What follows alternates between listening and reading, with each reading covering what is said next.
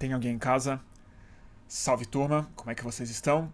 Eu, em casa de quarentena, confesso que hoje não estou muito bem não. Talvez vocês escutem ao fundo, estou cercado de buzinas de mais uma carreata que defende o presidente Bolsonaro e protesta contra o isolamento social durante a pandemia. E mesmo que vocês não estejam ao alcance auditivo de uma carreata como essa, certamente ela te incomoda muito na sua cabeça e é um ruído muito forte no noticiário também. E carreatas e buzinaços que hoje chegaram na porta do Palácio do Planalto e foram muito bem recebidos em pessoa pelo próprio Bolsonaro e sua família. E esse som, na verdade, ele é também o som de uma ideologia. É o som do negacionismo, que eu acho que difere bastante de uma mera direita clássica. Existe algo novo, existe uma certa vanguarda nisso. E a interpretação desse fenômeno é algo que a minha convidada de hoje faz muito bem. Ela é a matemática, professora, militante e política Tatiana Roque. E a gente tem uma conversa super interessante de mais de uma hora. Achei que tinha sido um pouco mais curta. Quando acabou, eu vi que tinha sido longa. Em que a Tati, a partir do negacionismo, faz uma interpretação muito interessante sobre o papel da ciência, sobre as falhas da ciência hoje em se traduzir para a sociedade, explicando não a sua autoridade, mas de que maneira pode se recuperar uma certa confiança do público. A gente interpreta isso também do ponto de vista da imprensa, da esquerda, do progressismo, de uma camada enorme da população, que é onde a Tatiana acha que o foco total da nossa comunicação precisa estar, que é numa maioria silenciosa que não se identifica necessariamente com o bolsonarismo, mas não se vê representada por nenhuma outra visão política estruturada, nenhum discurso. E a gente fala sobre universidade, a gente fala sobre polarização, agora quase toda colocada dentro da própria direita, um pouco sobre o cenário eleitoral e, no final, sobre algo muito importante na militância mais recente da Tatiana, que é a renda básica como um direito universal. E como ela acha que a pandemia, agora, com essa renda básica emergencial, oferece uma oportunidade muito grande para que a renda básica seja colocada no centro de uma reconstrução de uma legitimidade entre a esquerda e uma grande parte do povo que há tanto tempo não se vê representado em suas necessidades. Então, é isso. Espero que vocês gostem dessa conversa, como eu gostei de tê-la e sempre gosto de escutar a Tati falando. Com vocês, Tatiana Roque. E aí, Tati? Deixa eu te contar, eu tô aqui e comecei a falar contigo, veio as buzinas. Tá passando uma carreata aqui na minha frente, como todo final de semana passa. E nesse minuto o Bolsonaro está na frente de um monte de apoiador de caminhão, carro lá no Palácio do Planalto. Queria que você falasse o que você acha que está acontecendo e que ideologia é essa, que me parece uma coisa bastante estranha, bastante diferente de uma direita, enfim, nostálgica. E parece que tem uma vanguarda aí. É, eu tenho falado muito, tenho usado essa expressão, o negacionismo como forma de governo, né? É mais do que apenas negar a ciência, negar o senso comum, negar os formadores de opinião, a mídia. É mais do que isso, mas é utilizar o negacionismo como uma maneira de convocar, de mobilizar as pessoas, né? Essa ideia de forma de governo, claro que é inspirada um pouco no Foucault, né? Na ideia de governamentabilidade do Foucault, que é uma maneira de convocar as subjetividades, né? As pessoas, assim, do ponto de vista afetivo, do ponto de vista pessoal mesmo, a aderirem a um projeto, aderirem a uma ideia. Por isso também que é tão difícil de combater esse fenômeno, né? De se opor a esse fenômeno, ainda mais com as ferramentas tradicionais, ainda mais com discursos de autoridade, né? Com discursos que eu acho que são um pouco elitistas também do lado de quem defende a ciência e as opiniões, digamos assim, mais consensuais, né? Então, é isso que eu tenho chamado do negacionismo como forma de governo. E você acha que é elitismo a gente encarar isso de uma forma. Porque, assim, eu até entendo o elitismo quando a gente está em tempos mais estáveis, mas agora a gente vive uma crise de saúde pública, morte aos milhares acontecendo na frente de todo mundo, e as pessoas estão se aglomerando. Então, meio que o único caminho que a gente tem, de alguma forma, é retomar um mínimo de discurso científico, um mínimo de sanidade. E é isso que me interessa um pouco discutir contigo, assim, porque eu entendo que o negacionismo funcione, mas quando você vê as pessoas indo com seus corpos em risco mesmo, você vê que tem um compromisso muito sério com essa ideia de negacionismo, bem além de uma coisa narrativa e tal, né?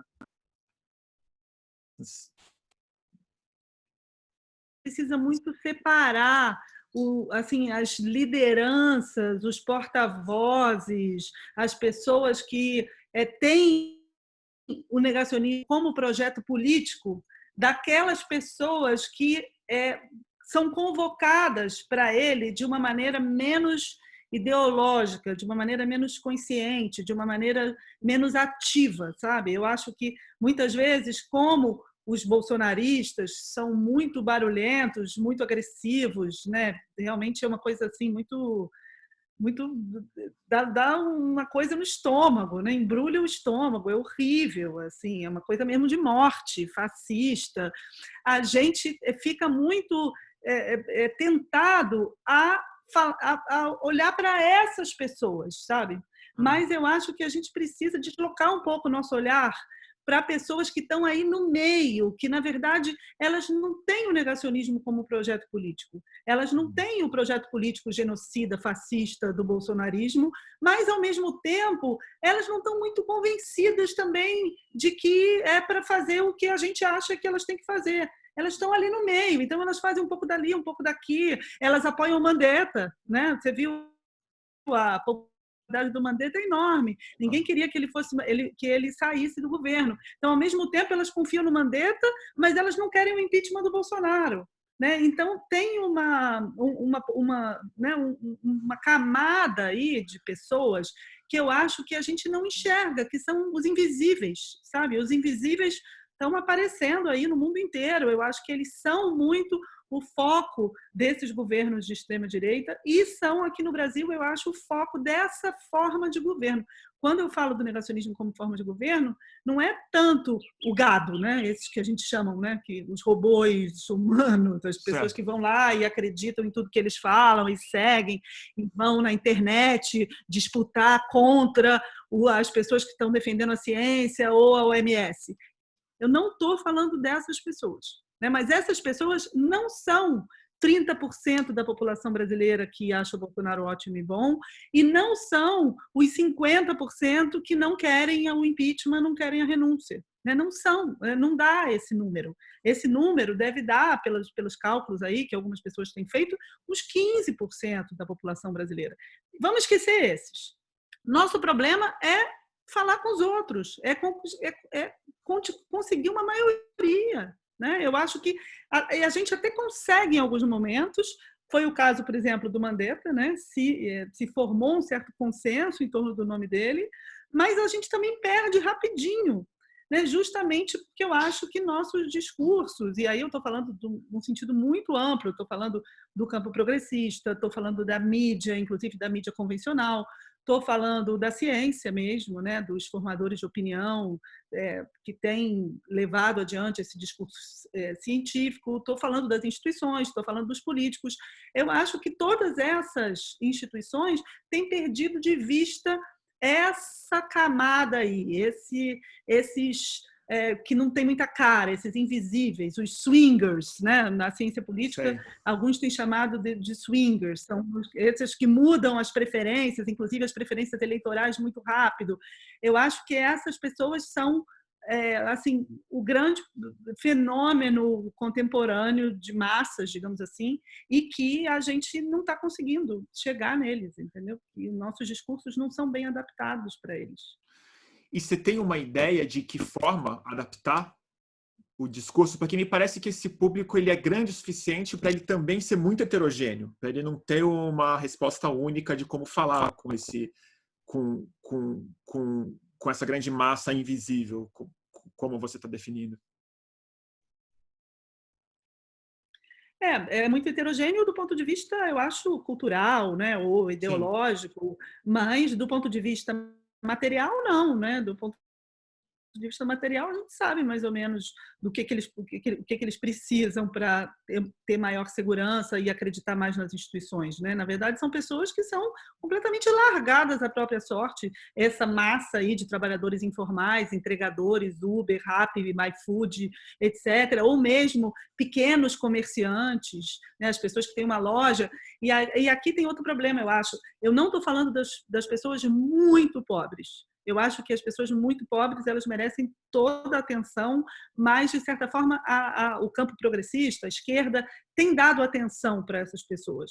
Mas, justamente, não tem dado atenção para um campo um pouquinho acima dos muito pobres, mas que ainda assim é pobre, né? Porque o que se chama no Brasil de classe média é gente muito pobre, com poder aquisitivo muito baixo. Então, é essa faixa, por exemplo, que tem renda familiar entre 2 e 5 salários mínimos, ou mesmo até 8 ou 10 salários mínimos, não são pessoas ricas, né? Não é elite. A elite, a gente pode começar a pensar em classe alta, elite, seja o nome que a gente quiser dar, mas em pessoas que têm uma condição de vida mais fácil, a partir de 10 salários mínimos de renda familiar. Né? E ainda assim, para uma família, mas enfim, tá bom, vamos começar a chamada aí. Tem todo esse campo aí entre 2 e 10. Eu acho que é um campo com quem ninguém fala.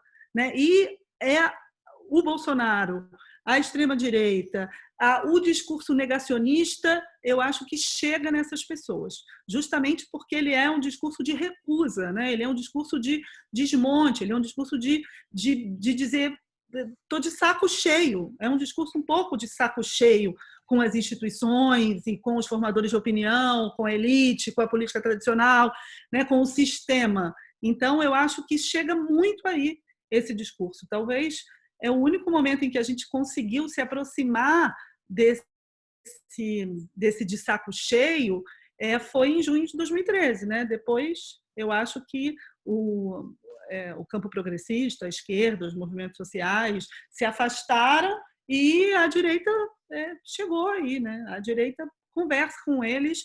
E aí, campos diferentes da direita, o MBL, agora eles estão todos divididos também, né? Pouco o MBL, um pouco o lavajatismo, um pouco o bolsonarismo, eles também estão muito divididos, muita igreja, ainda né? bem, o que mostra que não é uma coisa super organizada, mas a igreja, exatamente. Mas a igreja também, eu não acho que seja um campo de formação, não é causa, sabe? Eu acho que a igreja é mais efeito do que causa. Eu acho que, diante dessa descrença total, a igreja ganha muita relevância. Né? Mas também ganha muita relevância porque, afinal de contas, é a única instituição. Né? Que outras instituições que fazem alguma coisa por essas pessoas? Não tem. Então, a igreja acaba ganhando muita relevância. E as pessoas que falam a partir do lugar da igreja, não necessariamente os pastores, mas até amigos, né? Até irmãos de fé, acabam sendo muito ouvidos, porque são lugares em que há uma socialização, né? Há um acolhimento, há uma sensação de pertencimento, que em outros lugares não se encontra. Então, eu acho que tudo isso faz parte desse fenômeno aí. E você está dizendo, Tati, que você acha que a última vez que o campo progressista se aproximou dessas pessoas foi em junho de 2013. Você tem um palpite de onde foi o mau passo, se houve um erro, ou se foi o outro lado que conseguiu se comunicar de maneira mais eficiente? Mas aonde você acha que está a chave do erro do campo progressista, da esquerda, dos especialistas, na hora de se afastar da maioria do eleitorado? Você tem um palpite? Eu acho que eu acho que essa dificuldade de lidar, eu acho, com um tipo de contestação que é dessa ordem da recusa, sabe? Que é mais da ordem do tô de saco cheio do que de uma pauta específica, né? Houve muita reclamação da esquerda, por exemplo, de que junho de 2013 não tinha uma pauta específica. Tinha algumas, claro que a questão da corrupção foi importante, mas eu nem acho que foi o mais importante, que dá para resumir tudo a isso. Isso foi já uma estratégia de captura que foi acontecendo aos poucos. Mas era essa sensação de recusa, eu acho, do sistema, do establishment, etc., que como tem um viés um pouco antipolítico nessa sensação, é claro que realmente é perigoso. Né? Claro que a antipolítica ela sempre tende a descambar para fenômenos de massa de tipo fascista mesmo, né? Que é o que a gente vê um pouco agora. Mas, por outro lado, também existia aí uma reivindicação de maior participação no sentido de controle, né? De poder saber o que aquelas pessoas estão fazendo, de transparência, digamos assim, que também não foram atendidas e que, portanto, eu acho que acabaram jogando mais lenha na fogueira, sabe? E eu acho que toda essa incompreensão... E, claro, o PT, né? O PT estava no governo. É claro que um partido no governo pode fazer bastante coisa. E o fato do PT ter optado, num segundo momento, na verdade, a primeira leitura de pessoas do PT foi até boa, né? A primeira leitura da Dilma foi boa, a primeira leitura do Lula.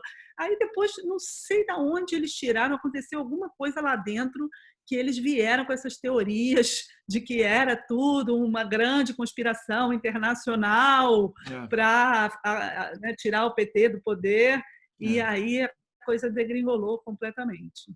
Eu já fui acusado de estar na folha de pagamento de fundações americanas para instigar junho. Pelo PT, fui acusado. Por gente do PT. Pois é, eu também. Você também, né, Tati? A gente sabe bem. Menos que você, eu acho, mas já. Muita gente. Todo mundo aqui, né? Levantou a mão um pouquinho ali. Tati, tanta coisa para conversar contigo. Tem algo que eu queria te escutar. Mas desculpa interromper, mas o som melhorou? Porque eu estou preocupada. Melhorou. Ele ainda dá umas falhadas. Agora começou a falhar novamente. Você me escuta bem?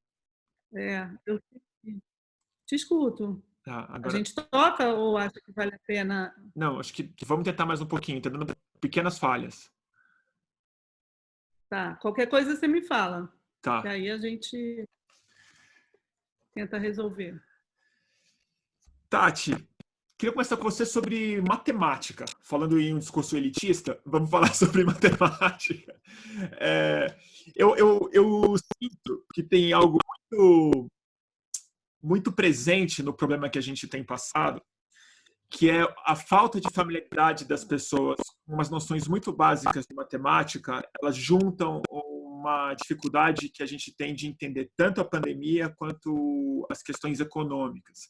Nossa incapacidade de discutir, de entender o que é uma progressão geométrica, o que é uma ordem de magnitude, essas coisas matemáticas muito básicas para a gente entender tanto o acúmulo de capital, que acho que as pessoas não conseguem dar uma dimensão disso, e também a escala exponencial ou não do que a gente vive dentro de uma pandemia. Aí eu queria discutir como matemática mesmo, se você sente isso, se isso te aflige, se isso te preocupa. Olha, eu acho que, assim, como matemática, eu acho que a gente teve até um exemplo positivo, sabe?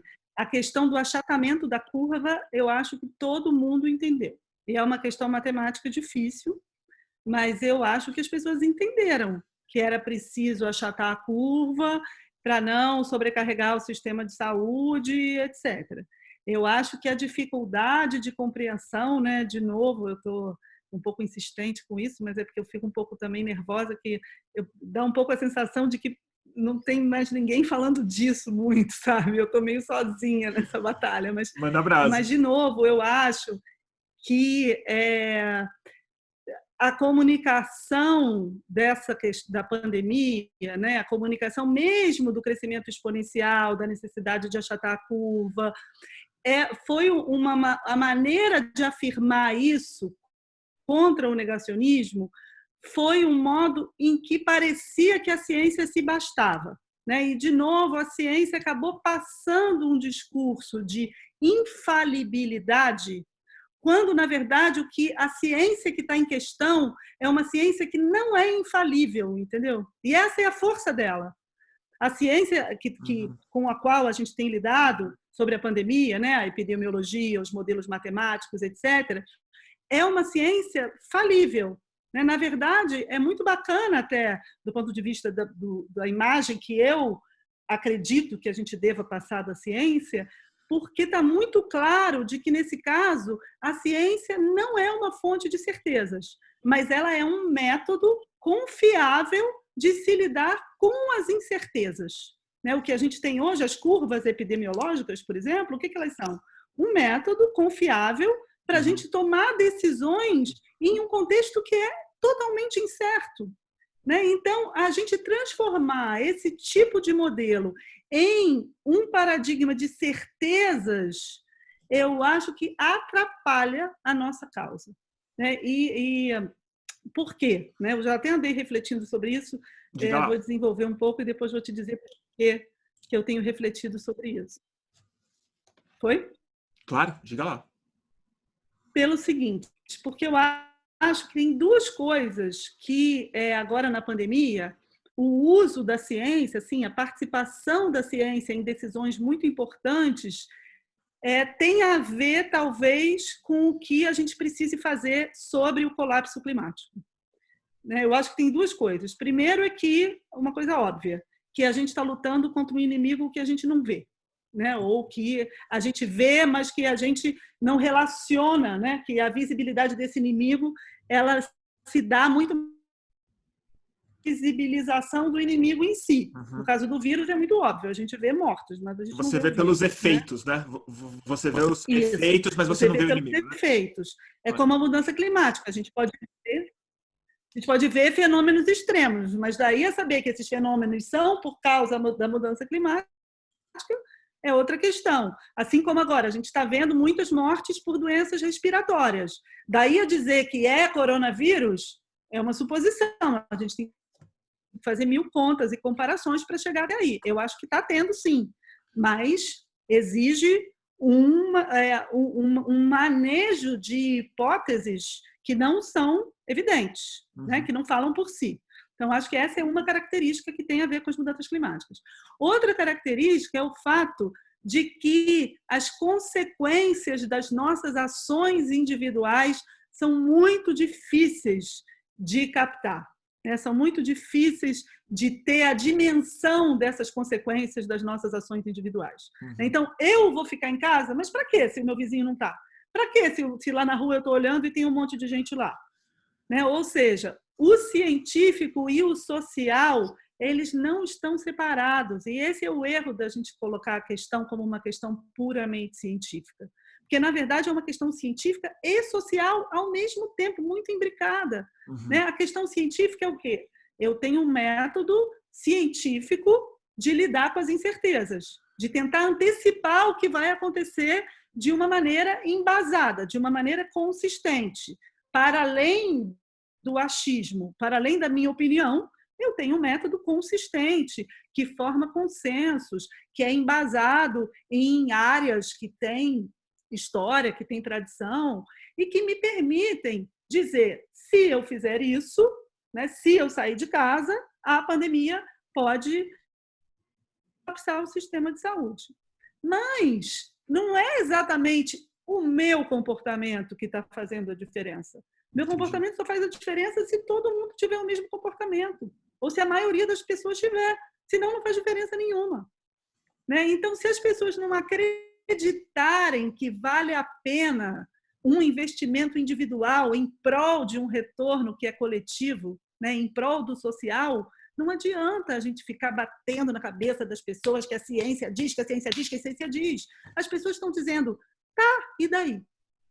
Como o Bolsonaro, inclusive, expressou, né, assassina dele. Né? Mas esse modo genocida, eu acho que ele é a ponta do iceberg de uma coisa que nessa camada que eu falo, essa camada meio indiscernível, ela não se dá necessariamente de um jeito genocida. Ela se dá de um jeito desconfiado, sabe? De um jeito nihilista até, né? Que beira o nihilismo. E a gente sabe que nihilismo e fascismo também estão ali, mas não são a mesma coisa. Mas não são a mesma coisa.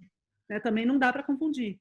Então, eu acho que tem essas duas coisas que, inclusive, é bom a gente agora pensar sobre isso, porque exatamente, eu acho que essas duas coisas, essas duas características do modo como a gente está usando a ciência na pandemia, também afetam o modo como a gente tem que usar a ciência para evitar o colapso climático. Não sei se eu viajei muito. Não, interessantíssima essa reflexão. Acho que faz todo o sentido do mundo. E me fez pensar mesmo que o negacionismo, no caso, ele funciona como um reestabelecedor de um mundo mais estável, de algum jeito, né? De uma certeza que as pessoas precisam ter. Se a única ciência que a gente consegue oferecer de fato é uma ciência estatística, uma ciência que não te dá uma certeza. Ela não estabiliza o mundo, né? Ela só fala que a gente não sabe mesmo. Que a gente está vivendo num mundo de possibilidades, de consequências imprevisíveis e tal. Então, é uma tentativa de estabilizar uma ordem, né? Exato. E eu tenho lido muito algumas pessoas que são até cientistas do clima, mas que também trabalham com mobilização social sobre as mudanças climáticas, um francês e um americano, que eu descobri aqui, e que falam dessas coisas, que a imagem de força que a ciência quis transmitir, e no século XX foi o ápice disso, né? Uma imagem de poder, de força, literalmente, da bomba atômica à corrida espacial, fez com que a gente criasse para a ciência uma imagem que não combina com a imagem da ciência da qual a gente precisa hoje, que não é uma imagem de força e de certeza, de poder. É uma imagem justamente daquilo que é capaz de produzir confiança para a gente lidar com incertezas que permanecem, que são profundas, né, que ninguém tem. Mas como a gente produz confiança? E os métodos da ciência do clima, eles são assim. Eles têm uma coisa que eu acho incrível, assim, que eu acho que é muito bonito, até eu gosto de pensar na ciência e na matemática a partir dessa noção, que é a noção de cenário, né? Então, significa que você estabelece diferentes cenários a partir dos quais a gente pode medir as consequências das nossas decisões. Então, a nossa decisão está implicada no cenário. E dependendo da nossa decisão, a simulação nos leva para um cenário ou nos leva para outro cenário. Tem a ver com os gráficos da quarentena. A gente vê hoje, né? Totalmente. Tem aqui, tem o gráfico que estava assim, nesse dia todo mundo resolveu sair na rua, o gráfico ficou assim. Eu acho isso muito bacana, que é uma maneira de você criar modelos de possibilidades de futuro que são cenários que dependem da nossa decisão. Então, tem um desses caras que eu estou lendo aqui, ele fala as mudanças climáticas, o colapso climático, não é um problema a ser resolvido, mas ele é um ambiente dentro do qual a gente vai ser levado a tomar todas as nossas decisões. Né? E, por isso, essa matemática dos cenários ela é mais interessante do que uma matemática que dê uma previsibilidade total do fenômeno, que não existe, nem no caso das mudanças climáticas, nem no caso da pandemia. E a gente está lidando com isso. Né? Nossos modelos não são modelos definitivos. Né? Eles são modelos de cenários que dependem da nossa participação no cenário. Daí essa ideia que é muito louca e que a gente está vivendo na pele e que, ao mesmo tempo, é muito interessante para a gente pensar esse tipo de ciência, que é o fato de que a nossa curva, né, nossas previsões de crescimento da pandemia, elas se tornam tão menos parecidas com o que a gente está dizendo que elas serão, quanto mais a gente fizer a política de isolamento que a perspectiva mais pessimista nos indica para fazer. Né? Então, a gente vai mostrar um gráfico super pessimista.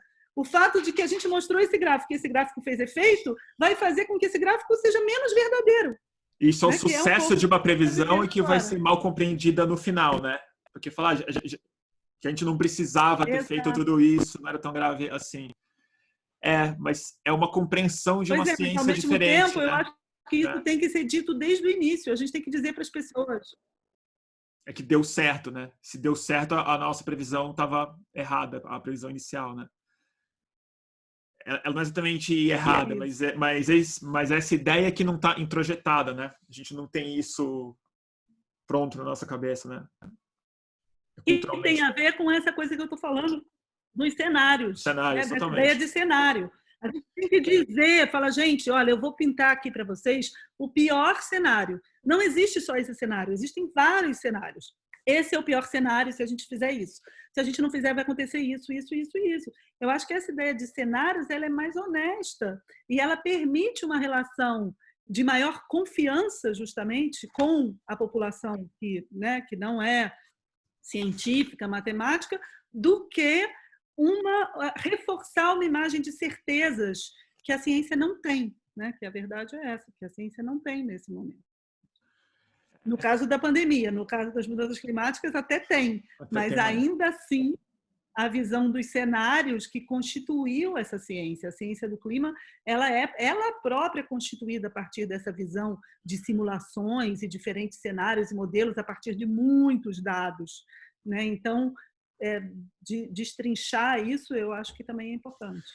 É bem interessante mesmo isso, né? Dessa diferença entre como a ciência se apresentou no século XX, né? Que era uma ciência muito determinística, né? Assim, está aqui o nosso resultado, né? E interessante imaginar também que o auge disso, que acho que foi quando as pessoas começaram a reinterpretar o que a ciência era, é quando a tecnologia veio para a mão das pessoas, né? Que aí não era mais uma ciência externalizada, né? É muito esse celular, a câmera, esse culto a um tipo de ciência que empoderou o indivíduo, né? E aí não era mais o Estado, não era mais a agência espacial, a bomba atômica, mas era o celular, a rede, a internet. E tem esse grande paradoxo, né? Que foi uma ciência que entregou a possibilidade das pessoas inventarem essas realidades paralelas, muito anticientíficas, muito narcisistas, muito individualistas, né? E que agora se volta meio contra essa ciência dos cenários incertos, né? Muito interessante.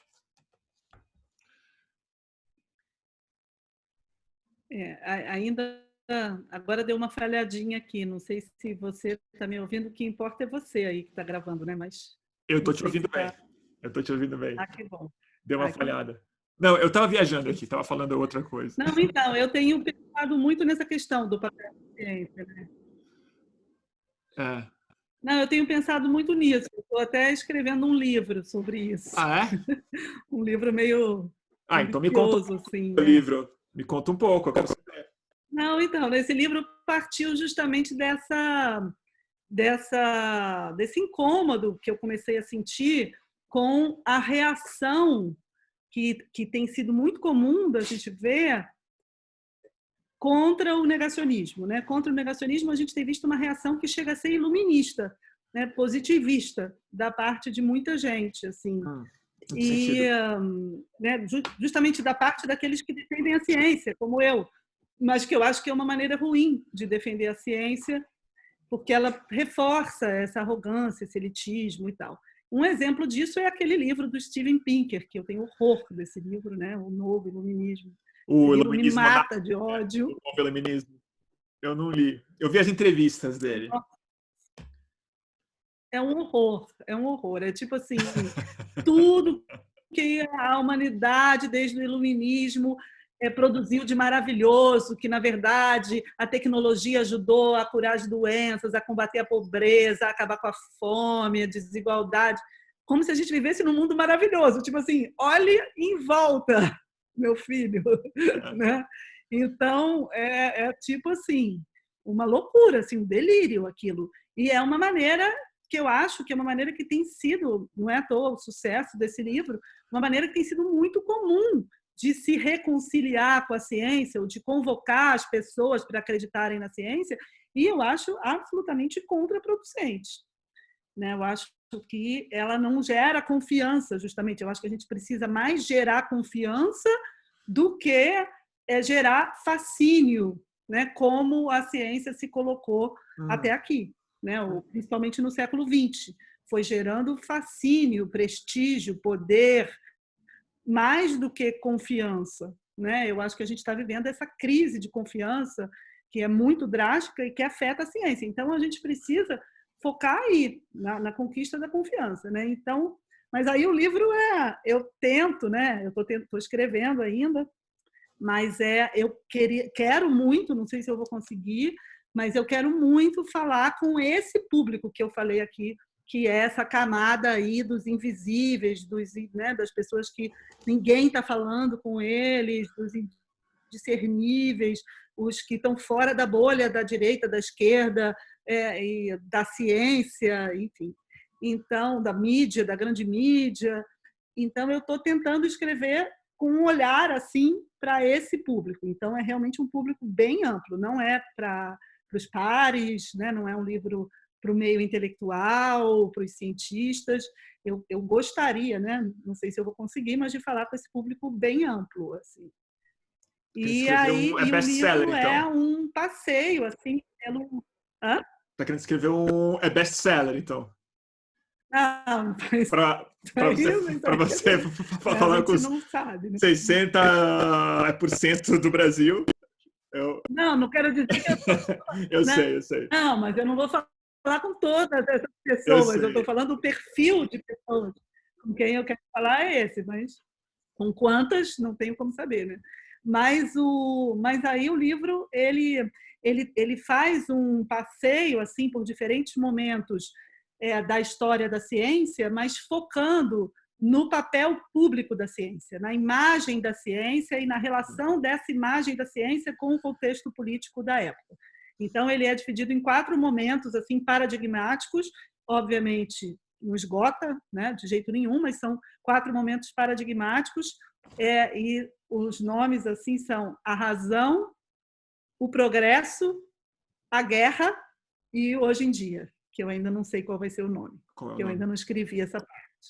Nossa, que interessante. Então, é o século XVIII, né, Aham. iluminismo, depois século XIX, o progresso, século XX, a guerra, e em todos esses 3 momentos, o papel público da ciência estava intimamente relacionado com esses momentos históricos que não voltam mais, né, que tiveram lá a sua importância na época, para o bem e para o mal, né, a dor e a delícia de ser o que são, mas que sobretudo, não voltam mais. Então, não adianta a gente querer defender nenhum desses valores da ciência associados a momentos históricos que já passaram, né? E que está na cara que a gente está vivendo um momento histórico qualitativamente, radicalmente diferente daqueles.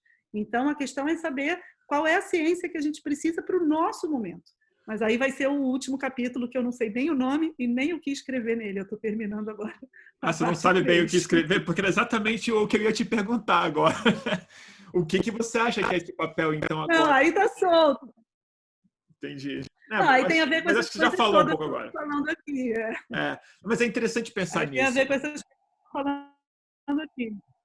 É interessante pensar nisso, porque pensando no Pinker mesmo, né, e na defesa que ele faz do iluminismo, eu acho que tem algumas vezes que isso também me bate, na verdade, e que é uma tendência que acontece muito em pessoas que tiveram mais educação ou que tiveram uma formação científica através do fascínio, que acho que eu me identifico um pouco com isso, de me sentir muito fascinado pela ciência, acho que muito mais do que envolvido nela, mas que bate um elitismo, na verdade, né? Meio que você quer, tipo, recuperar a função de uma elite que entende do que está falando. Tipo, entrega de novo para os especialistas, porque se o povo entra demais, a gente se ferra. Se eles entram muito na mídia, se eles entram muito na rede, se eles falam muito, se eles vão para o WhatsApp, a gente se ferra. E esse sentimento, acho que ele é muito recorrente em quem está numa elite e é cultural, né? E é muito perigoso ele, né?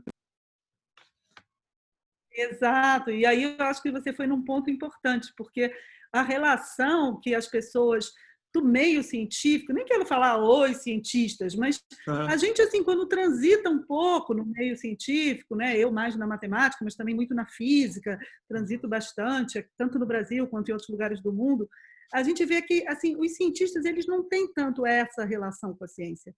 A relação é mais de amor pela ciência do que de fascínio, né? E nesse amor cabem os erros, as falhas, as fraquezas. Isso cabe, porque esse amor, ele tem mais a ver com um modo de fazer, com um modo de construir certezas e construir verdades, do que com o resultado desse processo.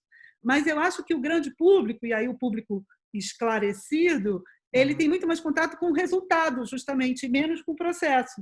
Então, acaba ficando com essa impressão que você descreveu, né? Que é mais de fascínio e de força, de resolvam esse problema para a gente, né? Do que desse amor. Eu acho que, então, não é essa visão, né, sobre a ciência que eu defendo, de modo algum é uma visão anticientífica, mas é uma visão muito mais dessa ciência, no seu processo e no seu fazer, do que no seu resultado. Na verdade, os resultados científicos, eles são quase que assim, a morte do fazer científico, né? O fazer científico é aquele que está o tempo todo se revendo, está o tempo todo tendo motivos para se contestar, mas é contestar com método, tem protocolo, tem comunidades, tem reprodução. Hoje em dia é um assunto que está muito em voga, né? A reprodutibilidade dos experimentos científicos. Então, tudo isso é fascinante, porque, na verdade, é uma invenção humana que perdura, né? Que persiste, que fica de pé, com estratégias coletivas que funcionam, né? E que até, eventualmente, permitem lançar um foguete na Lua. Mas lançar um foguete na Lua é o de menos, né? Tanto é que parou, eu pergunto isso no meu livro, né? Por que a gente não vai mais para a Lua? Né? Isso. Uma empresa desse tamanho, por que parou? Eu nunca também mais. Queria saber. Nunca mais. Nos anos 70, né? No começo dos 70. Muito maluco. Tem vídeo na internet, negacionista, dizendo que é mentira, que foi um filme, foi uma produção de Hollywood. É maravilhoso, juro. Eu tenho um amigo meu... 2 milhões de views esse vídeo. Não, eu tenho um amigo meu, super esclarecido e estudado, que ele tem uma visão muito específica, que ele acha que que originalmente foi uma farsa, mas que eles foram em 70. Mas antes não. Que eles conseguiram ir mais tarde, mas que a primeira vez foi uma farsa, que o Stanley Kubrick fez, que os astronautas têm vários indícios que era mentira, mas depois eles foram mesmo. É muito louco. É muito louco. É muito louco, pois é. Mas é isso que dá margem, assim.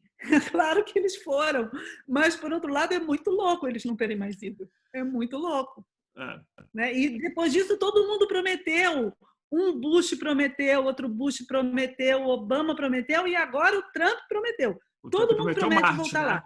E prometem botar, ainda promete Marte, botar a bandeirinha lá, americano em Marte, ainda promete. Mas ninguém foi. A China não foi. A China deveria ter ido, né? Só para provar que podia. Não foi. Não foi, porque a resposta é muito prosaica. Até decepciona. Não chega lá. Porque é um empreendimento da Guerra Fria. Não faz nenhum sentido fora da Guerra Fria. Tati. É totalmente ali, né? Não, faz todo sentido. Na Guerra Fria. É uma filosofia diferente, né, do que servia aquela exploração espacial, né? A gente está fazendo coisas muito mais incríveis do que ir para a Lua, na verdade, né? Que são essas sondas que passam relando em Júpiter, os telescópios, coisas fenomenais, bem mais complicadas, na verdade, do que botar um astronauta lá. Né? Exato. Tati, tem uma coisa para te perguntar. Queria saber da universidade. Eu sei que é difícil falar disso, porque agora está tudo parado, mas é algo que para você é tão fundamental, né? Você como parte da vida universitária, da militância universitária. Queria saber das perspectivas e do que vocês estão conversando, os reitores, os professores, em função da pandemia e do cenário que a gente está colocado. Quais são as perspectivas para as universidades públicas brasileiras agora? Então, tem várias questões, né? A primeira delas, eu acho, é o trabalho que vem sendo feito na área de saúde, né? Tanto na pesquisa quanto no atendimento. Em universidades como a UFRJ, que tem hospital, está sendo uma coisa incrível, assim, É, emocionante ver a ação das pessoas. O hospital universitário está funcionando, foi montado às pressas um centro de triagem na UFRJ para atender e testar os profissionais de saúde do Rio de Janeiro inteiro que estão indo lá utilizar nosso centro de triagem. Isso tudo foi feito assim rapidamente e desenvolvendo métodos, desenvolvendo testagem e medicamento, virologia, enfim, todos os âmbitos do combate à pandemia. Isso realmente é emocionante, assim, porque realmente é uma dedicação, uma coisa que você vê as pessoas engajadas num grau que é muito bacana. Assim, a UFRJ fez um GT, né, sobre a pandemia e está tocando isso de uma maneira muito, muito engajada, assim.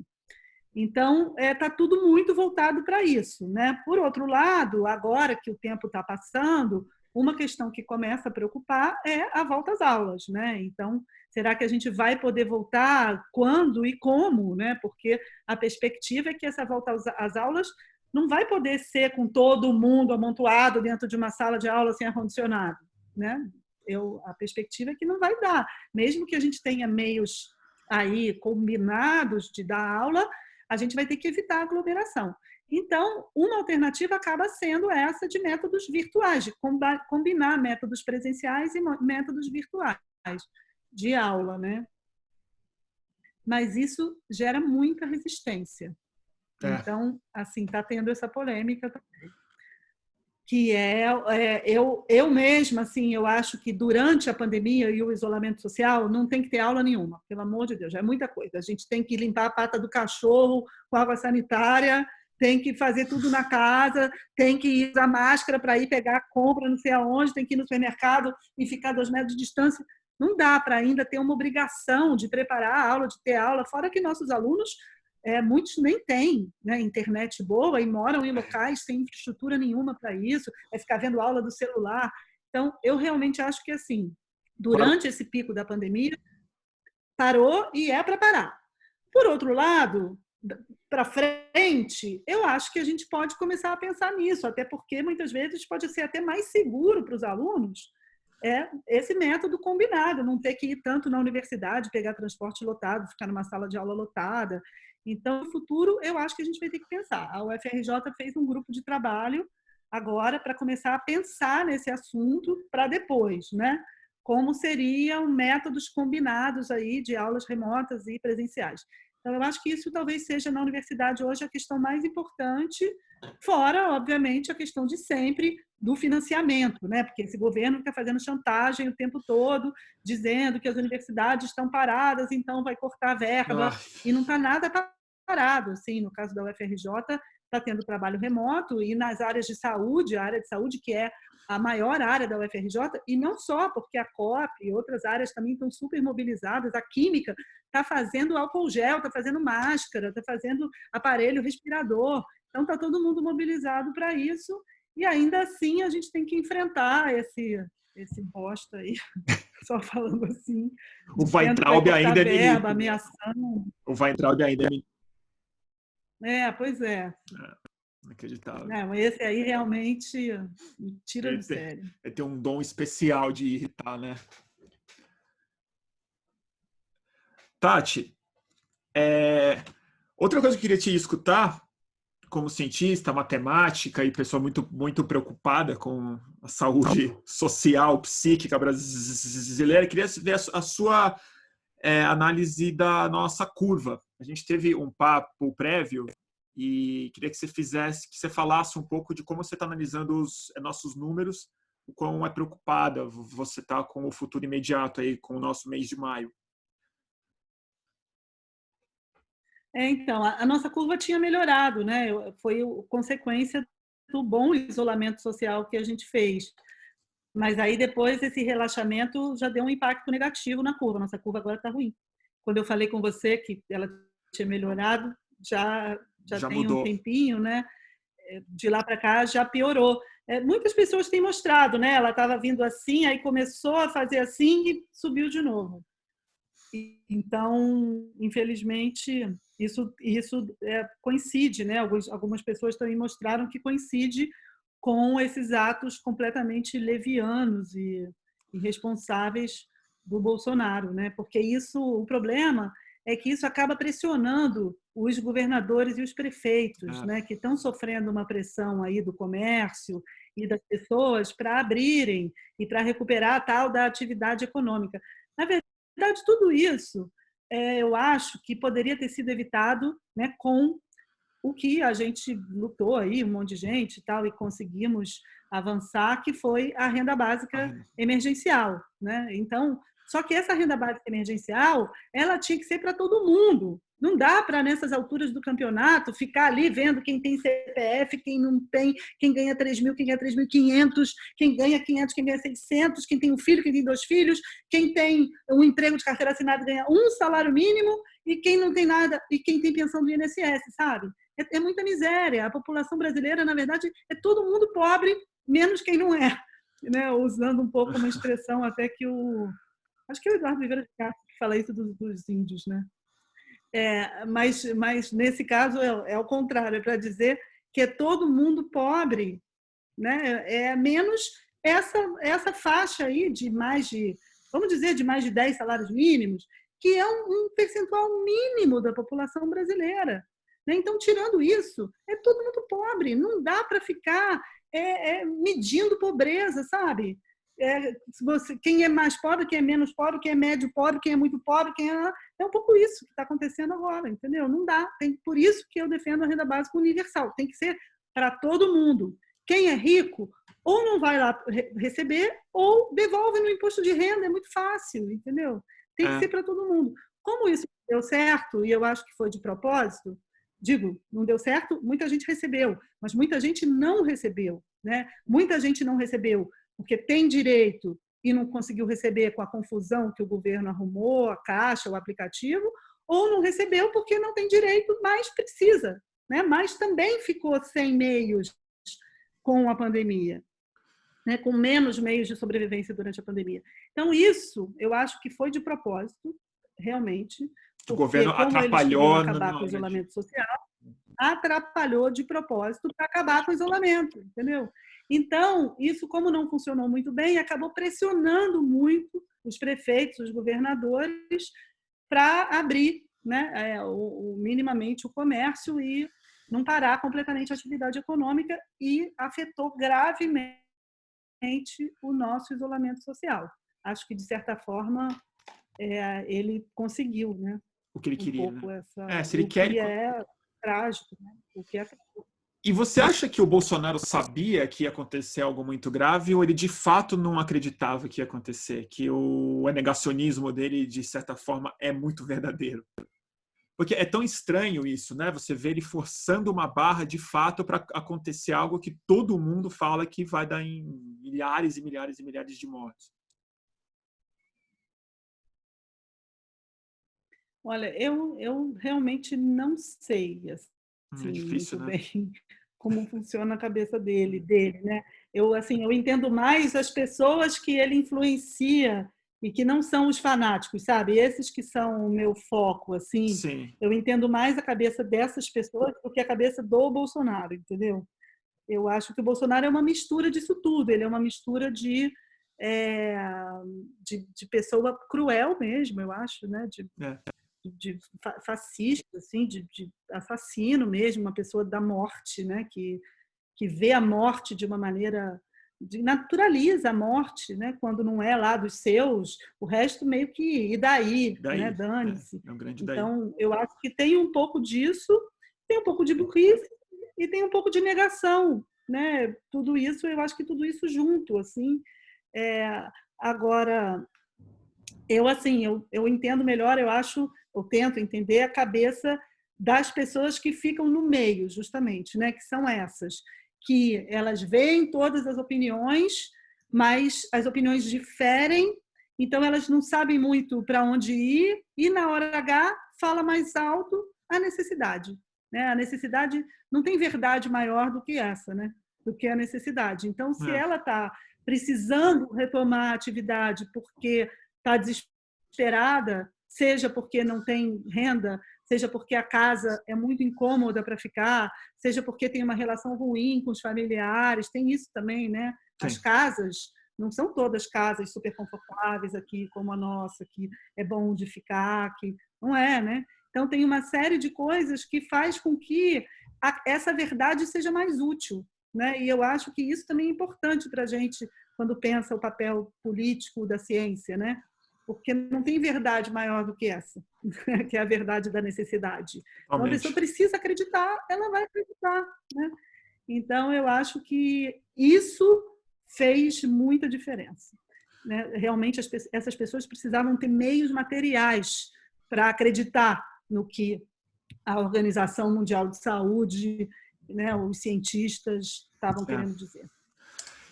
Tati, outra coisa que eu sei que você é uma ótima intérprete e a gente viu uma mudança sísmica aí nos últimos dias. Você fala muito de a polarização, tenta interpretar o que ela significa, mas parece que houve uma polarização agora que tomou o centro do país, que é a polarização dentro da própria direita, né? E tem sido agora a principal fonte de conflito. Queria saber a sua visão disso. Você está enxergando isso e de que maneira você acha que isso vai influenciar o caminho eleitoral nos próximos tempos? E o que a esquerda e se a esquerda de fato agora está colocada num lugar ainda mais isolado na disputa por corações e mentes aí? Pois é um pouco impressionante de ver como a esquerda está fora do jogo, né? Porque o jogo agora está entre vários setores da direita. E quando eu digo isso, assim, claro que a gente tem pessoas fazendo um ótimo trabalho no parlamento, mas não estou falando do parlamento, estou falando desse jogo maior da política nacional, que óbvio que tem 22 aí na mira, né? Claro. Parece até que a gente já esqueceu que tem uma eleição em 2020. A eleição de 2020 está a tal ponto sobredeterminada pela eleição de 22 que parece que as pessoas esqueceram.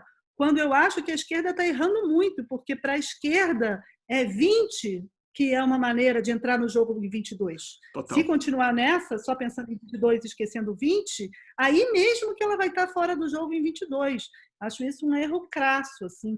Mas o que a gente está vendo é que o jogo de 22 ele está se dando entre a direita e outra direita, né, entre o bolsonarismo, agora tem o lavajatismo que se descolou, que a gente não sabe muito bem para onde vai ainda, e essa outra direita partidária, digamos assim, né, que aí junta Dória, Maia, etc., e Witzel e tal. A única figura que aparece no contexto nacional da esquerda é o Flávio Dino, que está fazendo um excelente trabalho. Não só está fazendo um excelente trabalho no Maranhão, mas também está se colocando, né, como liderança nacional e conversando e sendo aberto e, né, não puxando o jogo só para a bolha, né, tentando abrir, falar para além desse nicho.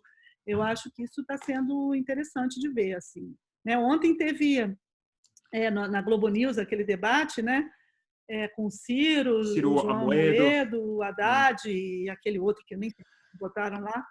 Agora, eu achei que, assim, o Haddad ele fala bem e tudo, mas teve uma coisa que me preocupou, que ele continua dizendo que a culpa da eleição do Bolsonaro foram as fake news, sabe? Isso é uma Ele falou isso ontem? Assim, ele falou isso ontem. Enquanto o PT fica dizendo isso, de novo. Ele é muita Hillary Clinton, né? O PT fala isso o tempo todo, gente. Ele é muita Hillary, que fica falando que a culpa foi do FBI. Onde é que eles vão com isso? Não quer ver, sabe? É uma cegueira. E é claro que com essa cegueira não dá para voltar para o jogo. Bom, o Ciro, achei que no debate ele foi bem agora. O Ciro é aquilo, né? Ele agora está tranquilo. Daqui a pouco ele fala um negócio, faz uma coisa intempestiva. Eu não sei, eu tenho medo dessas reações dele. Assim. Eu não sei. Ele acaba ele próprio se sabotando, mas... Mas assim, você sabe que eu acho que ele faz isso e muita gente fica preocupada, mas eu tenho a sensação de que isso, no fim das contas, favorece ele com um outro tipo de público, que possivelmente é esse público que você está querendo atingir mais. Porque eu já conheci gente muito... Bom, eu não vou falar razoável, porque elas foram de Bolsonaro no final das contas, mas elas quase votaram no Ciro, mas não votaram porque o Ciro era muito intempestivo, mas votaram no Bolsonaro, que é uma metralhadora de coisas horríveis de falar. Então, às vezes, eu acho que o Ciro também ele ganha algum tipo de autoridade quando ele dá esses arrobos de honestidade, assim, com uma parte do público que meio torce para isso. Assim. Mas eu não sei, acho que isso queima ele também com os políticos, né? Aí ele perde o palanque mais do que eleitor, eu acho. Não sei. E você, Tati? Mas eu acho que para 22... E você, Tati? Não, vai se candidatar? Não, agora em 20 não. Agora em 20 vou apoiar alguém aí, né? Vou apoiar. Bom, a gente nem sabe a eleição direito como vai ser, né? Mas obviamente o Freixo é o nosso candidato aqui, que eu, né, quero fazer campanha, mas não sei como vai ser na quarentena. Mas você acha que o Freixo vem? Você acha que o Freixo vem? A eleição municipal está muito mal parada também. Eu falei... Pois é, eu acho, bom, a princípio sim. Agora, eu acho que o problema aqui no Rio é que para a gente conseguir avançar um pouco, precisava também desse espírito já de frente. É isso que eu digo, né? A esquerda, para voltar para o jogo, tinha que fazer uma frente já nas eleições municipais, sabe? Ganhando algumas prefeituras-chave. E aí voltaria para o jogo em 2022. Mas não, todo mundo quer sobredeterminado por 22, está todo mundo pensando no palanque de 22 e vindo separado. Então, aqui no Rio, a gente tem esses dois campos aí, que é o campo PDT-PSB de um lado, que seria o palanque do Ciro, e o campo PT-PSOL do outro, que seria o palanque do candidato do PT. Eu acho que esses campos tinham que estar juntos desde já, inclusive em 22, sabe? Não faz o menor sentido isso, mas, infelizmente, está duro. As pessoas, eu acho que ainda raciocinam muito com essa lógica tradicional da política, né? Não, mas eu já conversei com umas pessoas que falam, não, mas aí em 22 a gente junta no segundo turno. Não é assim. Total, viajando. Eu me concordo com você muito, Tati. Não é assim, vai no segundo turno, aí vai o Dória para o segundo turno, aí vai Bolsonaro e Dória, sabe? A gente fica de fora. Porque não é a soma dos dois, né? A votação que a gente pode ter, se colocar como frente, não é a soma da votação de todos os partidos. Exato. Isso muda completamente a imagem da esquerda perante a sociedade, a imagem do campo progressista como alguém que está no jogo, como alguém que quer governar, como alguém que está disposto a fazer aliança, como alguém que está disposto a sair do nicho. A gente viu que o Lula ganhou em 2002, sim, sinalizando para fora, né? Para além, carta aos brasileiros e tal. A esquerda, para voltar para o jogo, precisa fazer uma sinalização. Né? Não é, eu nem acho que é uma sinalização hoje do tipo carta aos brasileiros de mercado financeiro, nada disso. Quando eu estou falando de uma sinalização, é uma sinalização de que está disposta a fazer algo para jogar o jogo de verdade, que não é só marcar posição. Naquele momento era aquilo, hoje é outra coisa. Né? Hoje, de jeito nenhum, acho que a política de austeridade está morta. Assim, né? Não é de jeito nenhum para isso que a gente deve sinalizar. Mas é sinalizar que a esquerda quer voltar para o jogo. Eu acho ela quer ganhar, né? Que ela não quer ter razão, ela quer ganhar. Isso, exatamente. Isso me lembra aquele... Tem um meme da maluca dos signos. Não sei se você já viu isso no Facebook. Não vi isso, não. Aí tem um meme do He-Man, que é o do signo de touro. Eu sou touro, né? É um meme do He-Man que diz assim, você quer ser feliz ou ter razão? Aí ele fala, razão, muita razão, eu quero ter razão. Eu sou um pouco assim, que eu sou touro. Mas a esquerda não pode. A esquerda não pode ser de touro mais, né, Tati? Está muito taurina a nossa esquerda. Não dá. Tati, tem mais alguma coisa que você acha importante de ser dita? Está quase numa hora aqui. Mas alguma coisa que você acha...